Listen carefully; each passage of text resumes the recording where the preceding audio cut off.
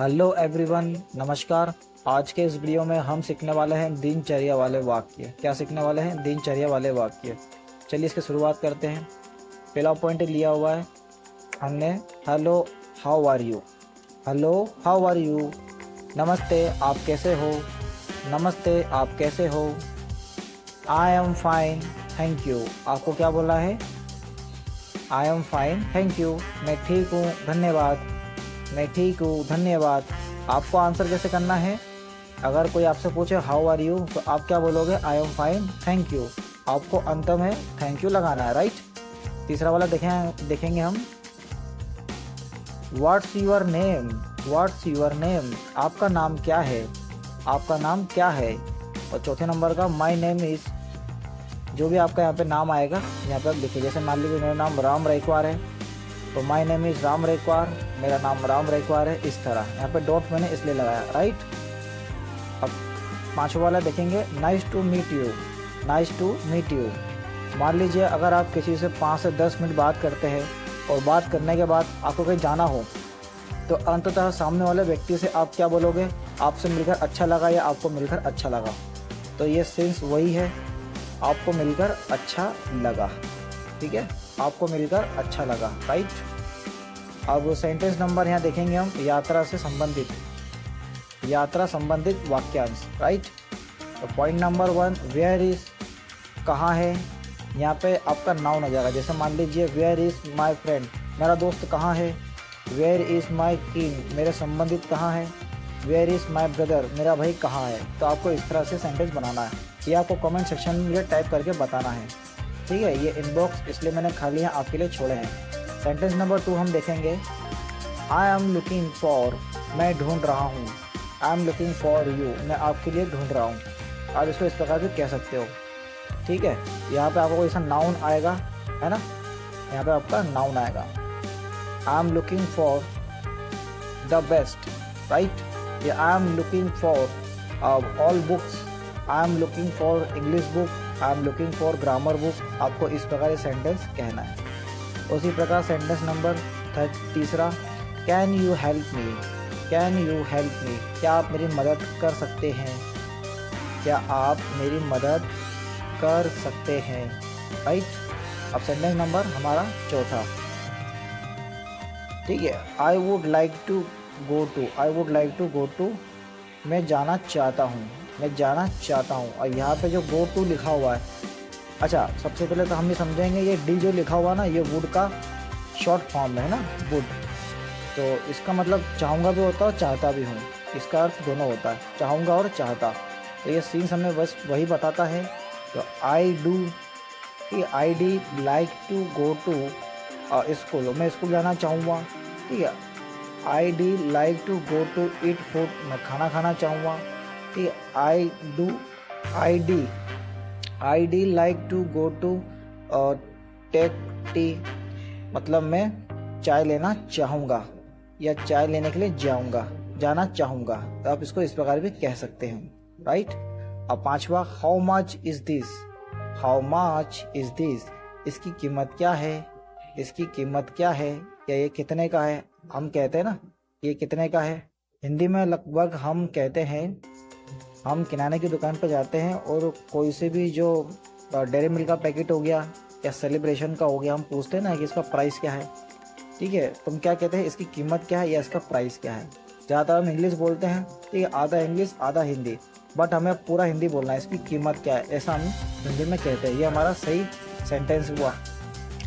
तो इसको हम इंग्लिश में कैसे कहेंगे, how much is this, how much is this, right. थोड़ा आगे चलते हैं, भोजन संबंधित वाक्यांश हम सीखेंगे। Point number 1, I am hungry. I am hungry, ठीक है, मुझे भूख लगी है या मैं भूखा हूँ, इसका ये दोनों अर्थ निकलता है। आप चाहो मैं भूखा हूँ भी लिख सकते हो, आप चाहो तो मुझे भूख लगी है ये भी आप लिख सकते हो। उसी प्रकार सेंटेंस नंबर 2 हमारा, I'd like to order, ये मैं आपको पहले ही बता चुका हूँ, मैं ऑर्डर करना चाहूँगा, ठीक है। आई डी लाइक टू, ठीक है, eat, sorry, I'd like to order food, मैं खाने को ऑर्डर करना चाहूँगा। I'd like to I'd like to order the coffee. मैं कॉफ़ी ऑर्डर करना चाहूँगा। आप इसको इस प्रकार भी कह सकते हो, राइट। सेंटेंस नंबर तीसरा है can I have the menu please. Can I have the menu please. क्या मैं मेन्यू देख सकता हूँ? क्या मैं मेन्यू देख सकता हूँ? जैसा कि हम जानते हैं मेन्यू के बारे में, ये कंप्यूटर में भी होता है और ज़्यादातर ये रिमोट में हमको देखने को मिलता है। मेन्यू मतलब कई तरह के फंक्शन होते हैं उसमें, आपको पता ही होगा। आपके सबके घर में टीवी है तो टीवी के रिमोट में ये मेन्यू शब्द दिया हुआ है, ठीक है, ये वाला फंक्शन इसमें दिया हुआ है। चलिए बात करते हैं चौथे नंबर की। This is delicious. This is delicious. ये बहुत स्वादिष्ट है। यहाँ पर तंग गया, ये देखिए, ये बहुत स्वादिष्ट है। ये बहुत स्वादिष्ट है, राइट। अब सेंटेंस नंबर हमारा 5, the bill please. The bill please, bill कृपया। हम क्या कहेंगे? सामने वाला क्या बोलेगा? बिल कृपया, राइट। एक मिनट, क्या बोलेगा? बिल कृपया, राइट। चलिए अब हम सीखने वाले हैं अन्य वाक्यांश, मतलब और इससे रिलेटेड। अगर हम मान लीजिए किसी को रोकना हो रास्ते में या हम किसी अनजाने व्यक्ति से मिलते हैं तो शुरू हम क्या बोलते हैं? एक्सक्यूज़ मी, माफ़ कीजिए। इसका अर्थ क्या होता है? माफ़ कीजिए, राइट। उसी प्रकार सेंटेंस नंबर दूसरा हम कुछ इस प्रकार है,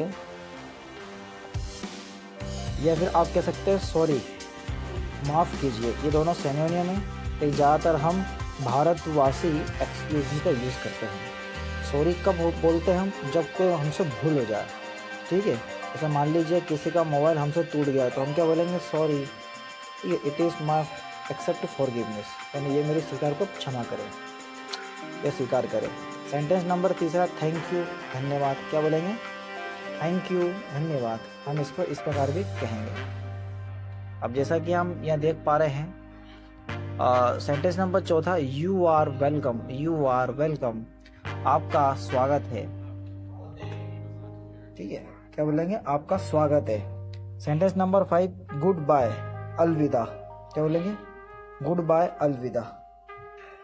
अगर हम किसी से बहुत देर तक बात करते हैं, ठीक है, और बात ख़त्म होने के बाद अगर हम उस व्यक्ति से बात करने के बाद कहीं जाते हैं, ठीक है, लंबे टूर पर, या कहीं हम रात को बात कर रहे हैं तो सोने जा रहे हैं, तो हम क्या कहेंगे? गुड नाइट या गुड नाइट कहेंगे या गुड बाय कहेंगे। लेकिन ज़्यादातर ये जो गुड बाय है, हम कहीं लंबी टूर पर जाते हैं हमेशा के लिए, ठीक है, लंबी टूर पर गए और कभी सभी उस व्यक्ति से आमना सामना हो भविष्य में, तो उसके लिए हम क्या कहते हैं? गुड बाय, अलविदा। आपने इसका गाना भी सुना होगा, अलविदा ना कहना, राइट। अब हम कुछ बेसिक और चीज़ सीखने वाले हैं। हिंदी और अंग्रेजी में कोर्ट संबंधित शब्द, राइट। तो यहाँ लिखा हुआ है कोर्ट। कोर्ट क्या होता है? कोर्ट। कोर्ट को कोर्ट बोलते हैं, राइट। न्यायाधीश को क्या बोलते हैं? जज, जो न्याय करता हो, है ना। न्यायाधीश मीन जज। और क्या लिखा हुआ है यहाँ पे? वकील। वकील को क्या बोलते हैं? लॉयर। क्या बोलते हैं? लॉयर। यहाँ पे डब्ल्यू आपको क्या है? साइलेंट। क्या है? साइलेंट है। और वकील को एक वर्ड और बोलते हैं, एडवोकेट, है ना, बैरिस्टर भी बोलते हैं। चूँकि चौथे नंबर का सेंटेंस क्या है? आई मीन वर्ड, सॉरी, मुकदमा। मुकदमा को क्या बोलते हैं? केस, ठीक है। क्या बोलते हैं? केस। गवाह को क्या बोलते हैं? विटनेस। क्या बोलते हैं? विटनेस। साक्ष्य को क्या बोलते हैं? इसको हम साक्ष्य भी बोल सकते हैं, साक्ष्य भी बोलते हैं। साक्ष्य और साक्ष्य एक ही है। एविडेंस क्या बोलते हैं? एविडेंस, यानी सबूत। न्याय, न्याय को क्या बोलते हैं? जस्टिस। Justice, right. अब क्या लिखा हुआ है यहाँ पे? अदालत। 8वें नंबर का जो हमारा वर्ड है अदालत। अदालत को हम क्या बोलते हैं? Court room. क्या बोलते हैं? Court room. वकालत को क्या बोलते हैं? एडवोकेसी, ठीक है, एडवोकेसी। और एडवोकेट इसका जो होता है, ये हमारा नाउन हो गया, ठीक है। एक वर्ब भी होता है एडवोकेट, उसका अर्थ क्या होता है? वकालत करना। क्या होता है? वकालत करना, राइट। और 10 वाला देखेंगे मीनिंग, न्यायालय। क्या कहेंगे? न्यायालय। ट्रिब्यूनल, क्या बोलेंगे? ट्रिब्यूनल। अब कोर्ट से और संबंधित देखते हैं हम, मुकदमा दर्ज करना, to fill a case. To file a case, सुनवाई हियरिंग, राइट।